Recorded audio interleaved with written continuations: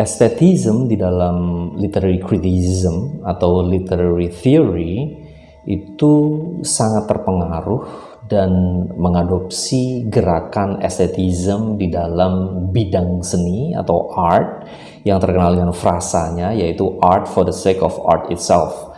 Dalam artian bahwa karya sastra itu diperlakukan seperti karya seni, di mana yang dihargai atau dinilai atau dianalisis atau diteliti itu adalah nilai-nilai seni, nilai-nilai keindahannya atau nilai-nilai estetikanya tanpa harus dibebani oleh katakanlah isu-isu atau tema-tema sosial dan politik. Nah, New Aesthetism ini sama seperti aesthetism sebelumnya, tetapi ditambahkan dengan semangat yang lebih baru, yaitu dengan menambahkan konsep postmodernism yang melihat bahwa pemaknaan sebuah teks atau karya sastra itu tidak memiliki satu struktur atau makna yang general atau secara umum, melainkan bisa sangat-sangat subjektif.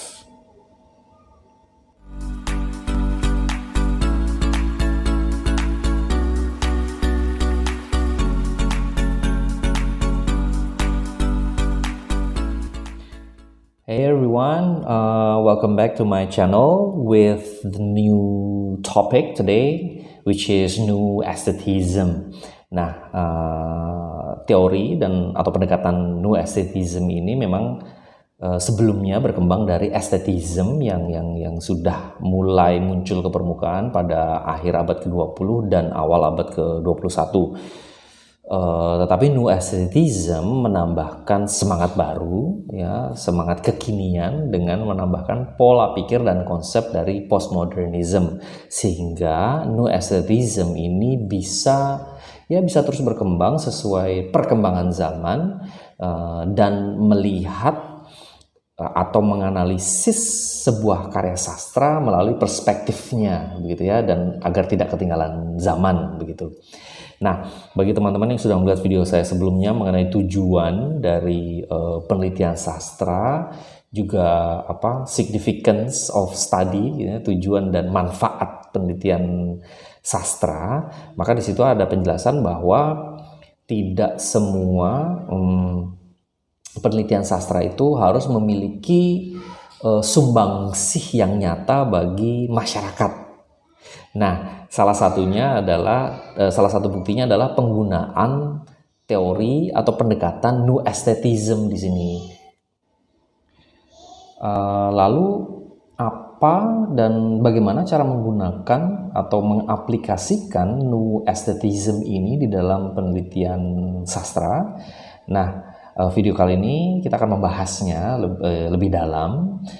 Semoga nanti teman-teman dapat melihat gambaran dasar paling tidak atau surface gitu ya tentang apa itu dan bagaimana cara menggunakan New Aesthetism di dalam penelitian sastra. Kita mulai dari definisinya atau penjelasan ya. New Aestheticism refers to a critical approach that emerged in the late 20th and early 21st centuries. It draws inspiration from the aesthetic movement of the 19th century but adapts its ideas to contemporary literary analysis. The aesthetic movement atau gerakan estetik gitu ya, estetika, which included figures like Oscar Wilde and Walter Pater. Ini adalah keduanya adalah Oscar Wilde itu juga seorang penulis yang cukup terkenal, penulis sastra klasik gitu ya. Tapi beliau juga yang memunculkan ide atau konsep ini, konsep estetism ini di dalam sastra ya. Emphasize the importance of art for art's sake. Jadi seni untuk seni itu sendiri ya. And champion the idea that art should exist purely for its own intrinsic beauty and not be burdened by moral or political considerations. Jadi maksudnya begini. Maksudnya sebenarnya aesthetism maupun New Aesthetism berikutnya itu melihat bahwa sebuah karya sastra ya harus bersifat seni saja, harus bersifat sastra saja, tidak harus dikait-kaitkan atau tidak perlu memiliki pertimbangan sosial dan politik. Jadi bagaimana sebuah karya sastra itu indah, keindahannya di mana dan mengapa indah. Nah, itulah yang dibahas, itulah yang dinilai, ya. Bukannya misalnya latar belakang politik, makna atau tujuan secara sosiopolitik dari karya sastra itu, atau apakah si penulis memiliki latar belakang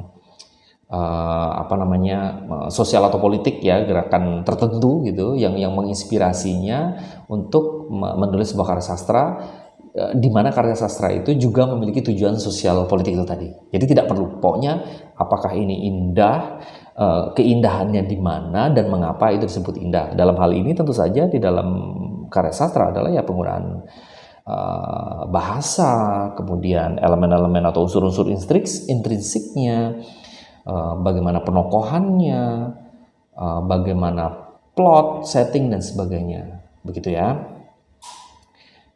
Nah, the new aesthetism ini ya memang sama, similarly focuses on the aesthetic qualities of literary texts and challenges the idea that literature should serve a specific moral or political purpose. Jadi tidak perlu sebuah karya sastra itu harus memiliki tujuan moral ataupun politis. Tidak perlu sebuah karya sastra itu harus dinilai memiliki makna-makna tertentu yang memiliki tujuan, misalnya menyampaikan isu-isu atau tujuan politik ataupun ya kampanye nilai-nilai moral tertentu. Tidak perlu, dan memang bukan hanya tidak perlu, dan memang tidak ada, ya. Jadi ketika ingin menggunakan new aesthetism atau aesthetism ini, yang harus dinilai ya memang keindahannya itu, tidak ada makna-makna lain gitu ya, terutama yang non seni, non literary, ya. Proponents of new aestheticism argue for renewed emphasis on the formal aspects of literature such as language, style, and structure. Nah, itu yang dibahas, ya. They often explore the ways in which literature can create immersive and sensual experiences for readers. Selain itu juga melihat jadi seperti reader response, di mana karya sastra itu memiliki efek tertentu secara indrawi or sensual or sensuous gitu ya, effect atau experiences toward us as the reader. Tetapi bedanya dengan reader response itu lebih di new aestheticism ini lebih ke ya indra, ya, bagaimana pendengaran, perasa gitu ya, mungkin penciuman, bagaimana misalnya seorang penulis itu menggambarkan aroma tertentu itu dengan sangat baik. Misalnya saya kasih contoh, misalnya kita bisa menggunakan new aestheticism ketika ingin membahas keindahan penggunaan bahasa yang dapat mempengaruhi atau memberikan efek indrawi penciuman kita pada novel Perfume misalnya, atau pada novel Dewi Lestari yang judulnya Aroma Karsa. Nah, di situ kan bisa dilihat bahwa kita sebagai pembaca itu mendapatkan pengalaman, ya, melalui indera kita, senses, yang diakibatkan oleh keindahan dari penggunaan bahasa, penggunaan kata-kata, plot, atau struktur dari karya sastra tersebut, gitu ya. Itu adalah fokus dari new aestheticism. Kemudian, ini ada beberapa key features ya, atau teori-teori utama atau konsep-konsep utama, fitur-fitur utama di dalam teori new aestheticism ini. Yang pertama adalah autonomy of art, which emphasizes the autonomy of the literary work of art, suggesting that it should be appreciated for its own sake rather than being judged by external criteria. Jadi memang kriterianya ya memang kriteria seni, dan memang sangat subjektif, ya benar. Tetapi ketika, ingat sekali lagi, ketika sastra itu sudah masuk ke ranah akademis, maka tetap harus memiliki metode dan metodologi atau struktur penelitian yang jelas, yang akademis gitu ya tentunya. Nah, maka di sini harus ada penjelasan mengapa apa yang mungkin kita bisa mulai dengan definisi seni, definisi keindahan, dan mengapa itu indah, meskipun penjelasan kita bisa sangat-sangat subjektif. Tetapi selama penjelasannya itu terstruktur dan metodologis lagi ya, maka ya bisa diterima dan dianggap bahwa penelitian kita itu bagus, baik ya, akademik gitu ya. Jadi seni itu harus terpisah ya. Seni itu harus mandiri, tidak boleh dipengaruhi oleh unsur-unsur lainnya. Jelas-jelas berbeda dengan misalnya Marxism. Marxism pasti akan menggambarkan ya kehidupan, teori-teori politik di situ ya, kemudian penggambaran masyarakat, penggambaran ekonomi, keadaan ekonomi, kemudian class struggle dan sebagainya, yang memang harus dihubungkan dengan keadaan sosial yang nyata. Feminisme juga seperti itu kan. Nah, tapi kalau New Aestheticism ini ya murni harus seninya sendiri, ya itu hanya unsur-unsur seninya sendiri yang dibahas gitu ya. Kemudian yang kedua adalah sensuousness and materiality. Values the sensory and material aspects of literature, considering how language and form contribute to the aesthetic experience. Nah, maka penggunaan bahasa itu harus dianalisis dan dianggap mampu untuk mempengaruhi sensus kita, sensus manusia gitu ya.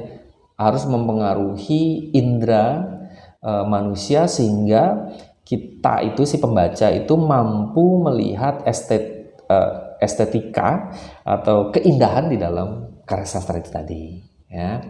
Kemudian anti-mimetic stance questions the traditional mimetic functions of literature atau imitating reality and explores how literature can create its own unique reality. Jadi begini, mimetic ini adalah metode di dalam sastra, baik di penelitian maupun di dalam penulisan karya sastra, di mana dianggap bahwa karya sastra itu adalah cerminan atau tiruan atau imitasi dari kehidupan nyata, gitu kan? Berarti misalnya ada tokoh A ini memang fiksi, tetapi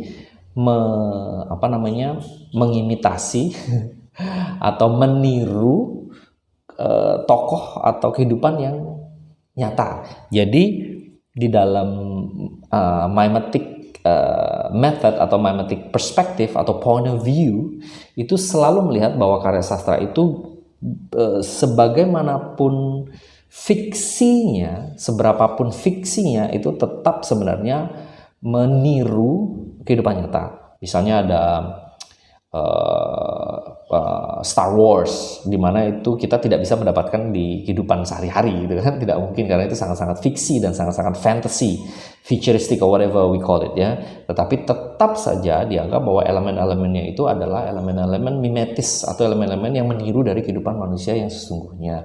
Nah, New Aestheticism itu adalah anti-mimetis, jadi tidak percaya bahwa karya sastra itu adalah tiruan dari kehidupan nyata. Sebaliknya, meskipun mungkin tidak 100%, karena kalau di aesthetism yang old aesthetism itu masih menganggap bahwa mungkin ada sedikit tiruan, mungkin saja, tetapi tetap saja bahwa final produknya itu adalah unique reality. Jadi tidak perlu disangkut pautkan dengan keadaan sosial atau politik kehidupan manusia.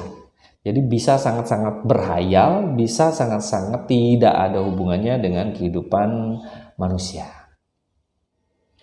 Nah, bagi yang mempertanyakan atau menanyakan tentang kemiripan New Aestheticism dengan New Criticism atau Formalism, yang mana new criticism atau formalism itu juga sama-sama tidak mengindahkan external elements atau unsur-unsur eksternal atau ekstrinsik dari sebuah karya sastra, maka ya memang ada kesamaannya, cuma tetap saja berbeda. Perbedaannya di sini. Kalau new criticism atau formalism itu fokusnya adalah kepada unsur-unsur intrinsik yang berupa struktur dan form atau bentuk dari sebuah karya sastra. Maka dibahas adalah ya plot, setting, kemudian characterization, di mana semua itu nanti ketika dianalisis akan overall gitu ya, itu akan mendapatkan meaningnya. Jadi makna atau hasil analisisnya itu harus berdasarkan pada unsur-unsur intrinsik itu tadi. Nah, kalau new aesthetism itu fokusnya adalah pada aesthetism, pada the values of beauty, ya kan? Jadi estetikanya yang dibahas, yaitu ya memang jadi plot, setting dan sebagainya, unsur-unsur intrinsik itu tadi ketika dianalisis itu untuk mendapatkan keindahannya di mana, keindahannya apa, dan bagaimana keindahan tersebut bisa mempengaruhi atau memberikan efek pada senses kita, pada experiences dari sensori itu tadi. Sedangkan new criticism atau formalism adalah makna dari sebuah karya sastra itu dibahas dari unsur-unsur intrinsik itu tadi. Jadi fokusnya berbeda, meskipun sama-sama membahas mengenai intrinsic elements. Begitu ya. Nah, perbedaannya nanti lebih jauh dapat kita lihat di penjelasan berikutnya, yaitu di key feature selanjutnya, yaitu postmodern influences. Nah, di sini new aesthetism acknowledges the influence of postmodern thought, including an awareness of language's role in shaping meaning and a rejection of grand narratives. Nah, di sini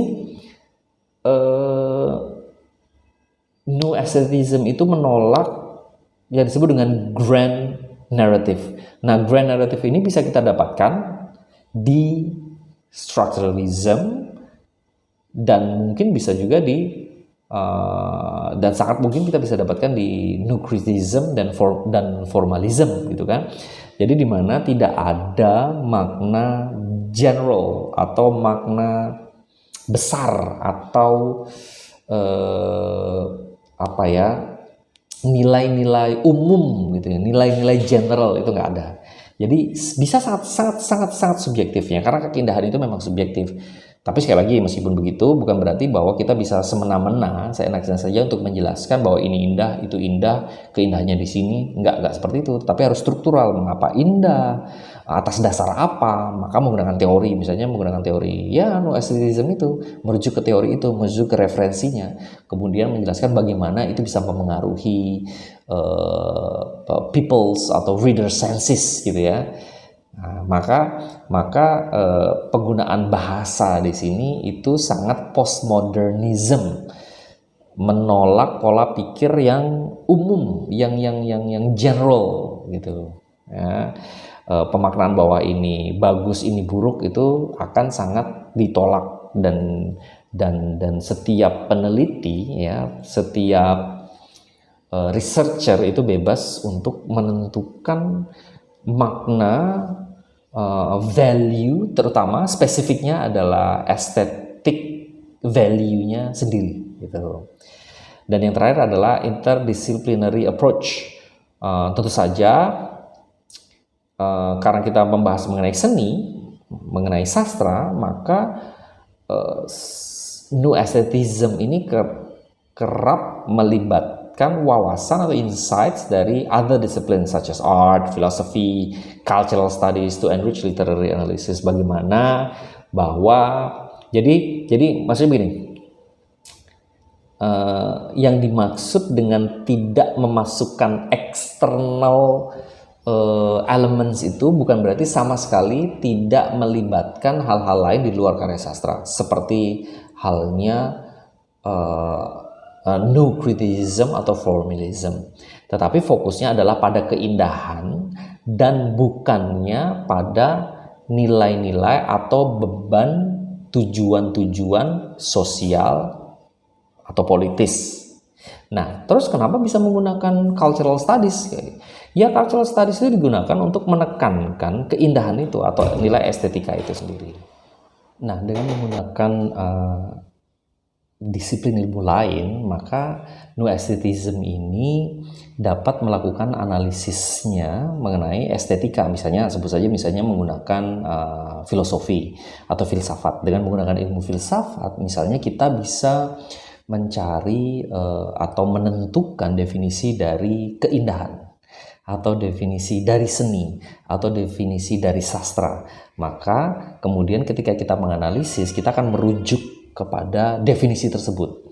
Kemudian juga dengan menggunakan cultural studies, maka kita akan bisa melihat bahwa bagaimana budaya masyarakat tertentu itu melihat keindahan, apakah misalnya dengan warna, bentuk-bentuk tertentu, maka di dalam budaya masyarakat, maka ini disebut dengan itu dianggap indah, atau ini bagian dari keindahan, misalnya candi atau bangunan-bangunan tertentu, pagoda dan sebagainya.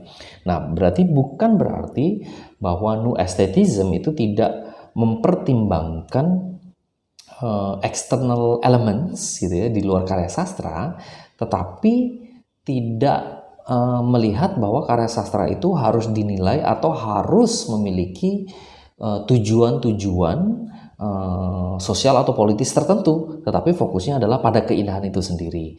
Nah, elemen-elemen lain digunakan selama bisa mendukung analisis tentang keindahan atau estetika yang ada di dalam sebuah karya sastra. Nah, lalu bagaimana cara mengimplementasikannya di dalam sebuah karya sastra? Sebut saja misalnya sebuah novel, ya. Di sini kita bisa menggunakan beberapa elemen, ya, beberapa poin. Yang pertama adalah form and style, bentuk dan gaya dari penulisan. Misalnya kita bisa mengeksplorasi teknik-teknik narasinya di dalam sebuah karya sastra. Misalnya ada novel, nih kan, di situ ada bagaimana si penulis itu membuat narasi atau cerita itu begitu indah, begitu mengena secara emosional atau begitu unik gitu ya, secara narasi atau ceritanya itu tadi, jalan ceritanya. Kemudian bisa juga menganalisis how the stylistic choices contribute to the novel's aesthetic qualities and create a unique reading experience. Bagaimana si pembaca itu bisa mengalami pengalaman estetika tertentu, ya, dengan penggunaan style ini, dengan penggunaan gaya ini. Maka kita harus menganalisis juga struktur dari novel itu. Jadi menggunakan gaya apa sih, menggunakan bahasa semacam apa sih, ya, dan efeknya bagaimana kepada pembaca. Kemudian yang kedua adalah language and sensuousness. Pay attention to the use of language to evoke sensory experiences and emotions in the reader. Nah, ini jelas ya, bagaimana bahasa itu membangkitkan pengalaman sensori atau indrawi atau emosi dari si pembaca.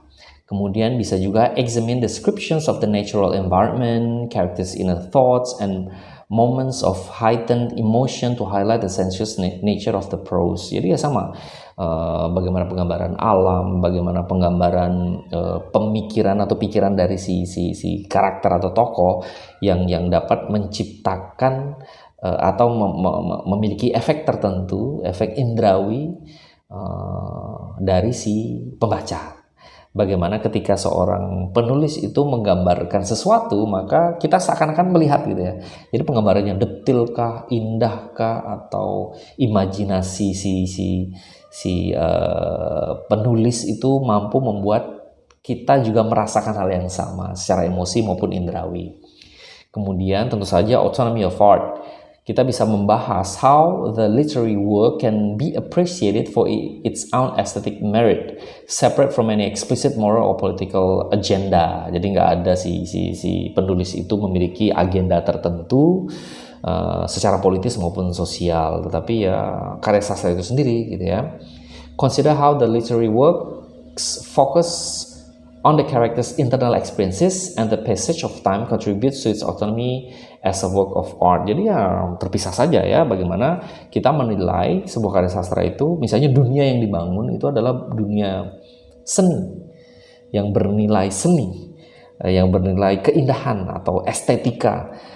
Dari mana kita tahu? Ya kita menjelaskan ya gedung-gedung dunia yang diciptakan, misalnya membahas mengenai, sebut saja misalnya Hunger Games ya. Hunger Games itu tidak dibahas misalnya dalam perspektif Marxism. Jelas kita bisa melihat bahwa penggambaran dunia itu sebenarnya mewakili class struggle atau perbedaan kelas antara bourgeoisie dengan proletarian gitu ya. Tetapi ya dibahas saja indahnya di mana dan mengapa indah dan mengapa unik dan mengapa dunia itu berbeda gitu ya. Nah, itu yang dibahas, seninya di mana ya. Kemudian ada juga yang jelas anti-mimetic stance ya, seperti tadi ya. Explore how the literary work, atau khususnya novel dalam hal ini adalah literary work narrative choices diverge from traditional linear storytelling and challenge conventional notions of representing reality in literature. Nah, bagaimana ini sangat unik dan menantang penggambaran kenyataan di dalam sastra. Sebenarnya ini cukup mudah ya, karena kita tahu bahwa sastra maupun seni itu memang penuh fantasi dan imajinasi ya kan, maka bisa sangat berbeda dan kita memperkuat perbedaan itu.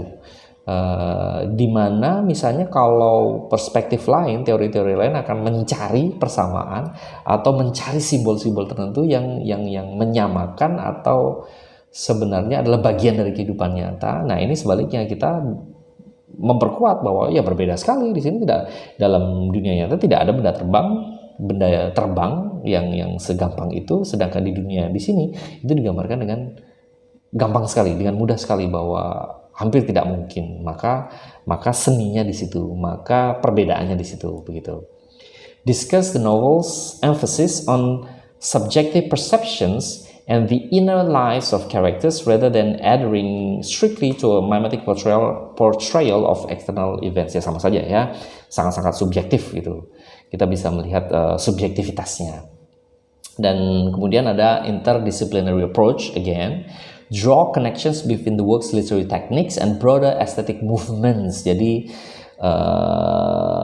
teknik-teknik yang digunakan dalam penulisan sebuah karya sastra, sebut saja dalam hal ini ada novel, kemudian dihubungkan dengan gerakan-gerakan estetik yang lebih luas seperti seni modernis atau perkembangan dalam filsafat di periode yang sama.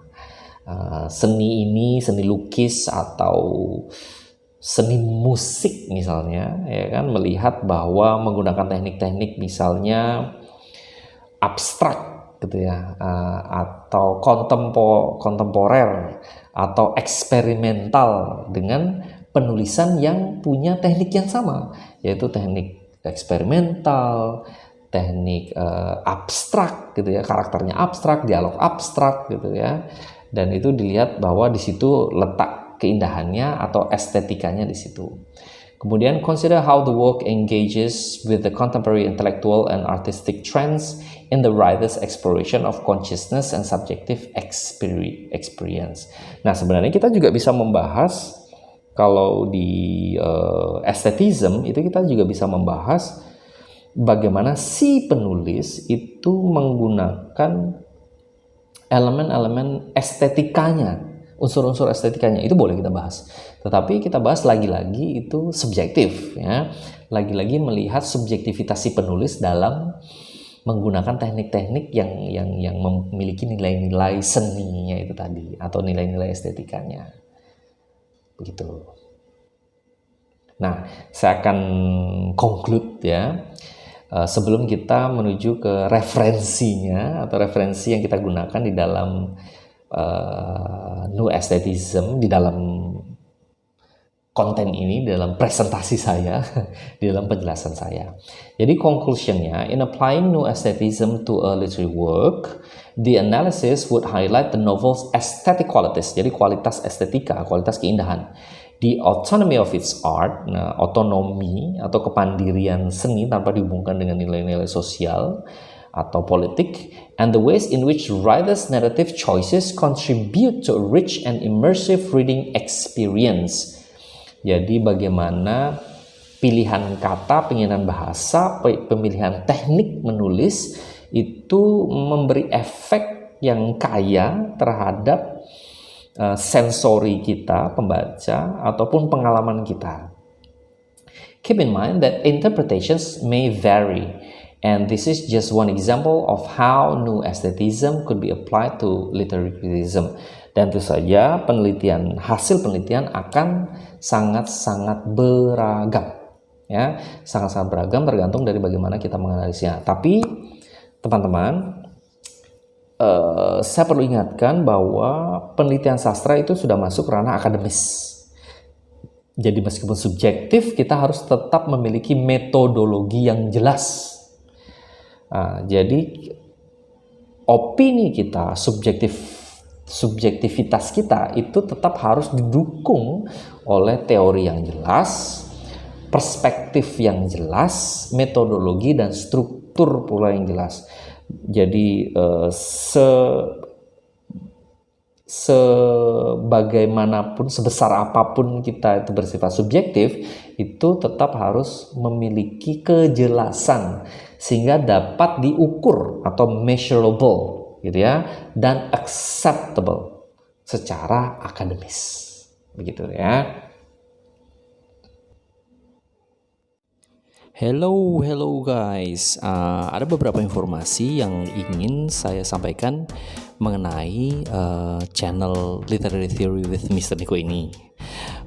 Pertama, di konten ini ada sedikit kesalahan. Sebenarnya itu pengucapan dari teori new aesthetism itu salah. Sebenarnya adalah new aestheticism, ya. Jadi sepanjang konten saya sudah salah menyebutkannya, ya. Jadi mohon maaf, sehingga mulai sekarang kita sudah bisa tahu bahwa penyebutannya adalah new aestheticism, ya. Oke, kemudian informasi kedua selanjutnya adalah saat ini saya sudah membuat grup, ya, di aplikasi Telegram, di mana nanti teman-teman yang memang berniat untuk mencari informasi, kemudian bisa bertanya kepada saya secara mendetail atau mendapatkan e-book, ya, atau sumber-sumber serta daily information mengenai teori-teori sastra, metodologi, gitu ya, itu bisa bergabung. Nah, bagaimana untuk bergabungnya? Teman-teman bisa kontak saya atau hubungi saya di email saya yang terbaru, yaitu seri teorisastra@gmail.com. Nah, di situ bisa teman-teman yang memiliki ketertarikan, ya, yang tertarik untuk bergabung di dalam grup Telegram tersebut, bisa hubungi saya melalui alamat email tersebut. Nanti saya akan jelaskan detailnya seperti apa. Semoga teman-teman yang tertarik bisa langsung menghubungi saya saja, sehingga nanti teman-teman bisa mendapatkan informasi serta insight, ya, yang berhubungan dengan literary theory. Oke guys, itu saja informasi yang bisa saya berikan, dan tetap terus dukung channel saya ini sehingga dapat terus berkembang. Have a nice day everybody, bye. Nah, untuk referensinya yang saya pakai adalah bukunya memang berjudul The New Aesthetism, ini tahun 2004 oleh John J. Jovin dan Simon Malpass, ya. Ini adalah penjelasan tentang bukunya. The Rise of Literary Theory spawned the rise of anti-aesthetism, ya kan? Jadi sebenarnya dulu memang estetism yang melihat bahwa karya sastra itu adalah bagian dari seni. Tetapi kemudian malah muncul teori-teori anti-aesthetism yang melihat bahwa karya sastra itu harus punya sangkut paut dengan hal-hal yang lebih luas seperti budaya, politik, ya kan, kemudian sosial, moral dan sebagainya, sejarah, ya. Maka muncullah gerakan ini, ya. This book introduces the notion of new aesthetism. New insofar as it identifies a turn taken by a number of important contemporary thinkers towards the idea that focusing on the specifically aesthetic impact of a work of art or literature has the potential to open radically different ways of thinking about identity, politics, and culture. Nah, new aesthetism ini seperti nature dari literary criticism dan literary theory itu memberikan perspektif yang berbeda. Maka ya sah-sah saja ketika muncul gerakan new aesthetism yang kembali yang mengembalikan kejayaan atau pola pikir dari estetism sebelumnya, begitu. Jadi kalau teori-teori yang lain ingin membahas mengenai unsur-unsur sosial, budaya, gender, apa saja segala macam, nah kenapa new aesthetism tidak, gitu ya? Dan melihat bahwa karya sastra itu ya melihat dari karya sastra itu sendiri, gitu, keindahannya, estetikanya, dan nilai-nilai yang dimana memang karya sastra itu supposed to be, gitu ya. Nah, yang memang begitulah karya sastra, yang memang sastrawi, gitu ya. Begitu. Oke, thank you very much for your attention, everybody. Have a nice day, and hopefully that this content gives you some kind of insights, and I really hope that it is helpful. Okay, everybody, thank you very much. Have a nice day. Goodbye.